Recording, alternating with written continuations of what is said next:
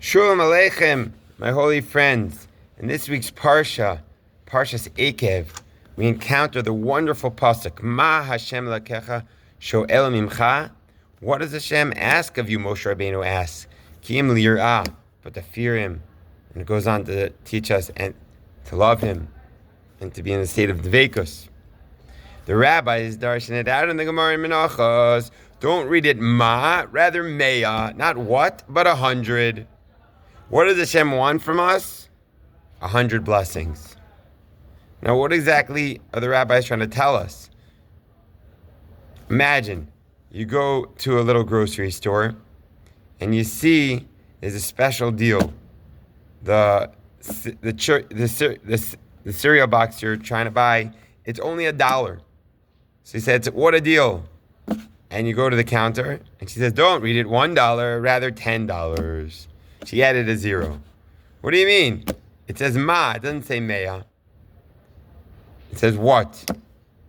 So perhaps what the rabbis are trying to say is, how do you get to fear of God? How do you get to love of God? Through saying 100 blessings. Of course, a Pashup shot is Hashem asked you to love Hashem, to fear God. But the way to get there is by constantly bringing Hashem into your life. The blessings that we say throughout our day are ways to generate the love of God and the fear of God. Yesterday, we were on our tour. We were on the beach in Akko, and we could have just been chilling, having fun, but we said, wait, there's a bracha we should say. Aliyama Gadol, Masa Brachis. Blessings bring Hashem's love and fear into our daily lives. Beautiful. Rabbi Gladstein is mechadesh that the blessings they're not just an obligation we have towards God, but rather they bring blessings into our lives. He gives 3 amazing examples. 1, Asher Yatzar. Rav Chaim Na'eh brings down, when you say an Asher Yatzar properly, you recognize God as a source of your health. You won't need doctors. Hashem will be your doctor. The Stipler writes, the skula is to say the Asher Yatzar and point at the letters. When you have the Asher Yatzar poster, point at the letters. It will bring blessing into your life and healing. So we won't need doctors. A second example. The Sefer Chinuch famously writes, when you bench properly, you will be mefarnes with kavod. You will have proper money. You won't have to go begging, with honor. It's based on the Zohar that says when you are generous and blessed with joy, God will bless you with joy. A third example. Birkas HaTorah.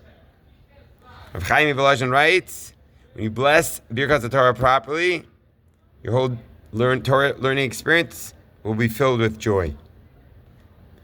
Writes the Mahardu, a Yemenite rabbi in the 18th century, if you bless Birkas HaTorah properly, your children will go in the ways of Torah. Writes, I believe, is it the Yaros Dvash? No. The Nod of Yehuda. If you bless Birkas HaTorah properly, you'll remember your Torah study. So 3 examples of when you give blessing, it brings blessing into your life. When you give a bracha, 100 brachas, it's like you're bringing a korban todah. That's why the pasuk says, Adam ki yaku mikem. Mikem is gematria 100. 100 blessings is like bringing a korban todah. Another amazing illusion. Tosfos says, where do we get 100 blessings? The pasuk itself of Ma Hashem Lakecha has 99 letters in it. You can be off by 1 with gematria. 100 blessings alluded to in the pasuk itself. You might be asking yourself, okay, but I haven't been saying brachos with such kavana. The va'ata, my father-in-law always teaches, is a language of tshuva. Now means it's time to do tshuva. It doesn't matter what we were doing yesterday. If now we decide to say brachos with joy, verbalize them, we can switch all those blessings which we didn't say with joy through tshuva me'ava into blessings that are considered by Hashem as blessings with joy. So let's take upon ourselves right now to try to say blessings with simcha. The Arizal says that all of the madrigas, the Ruach HaKodesh he was zeicha to was by saying brachos with kavana. So B'ezrat Hashem, from now on, we'll try to say blessings slowly, verbalize them with joy. May you have a blessingful day wherever you're at.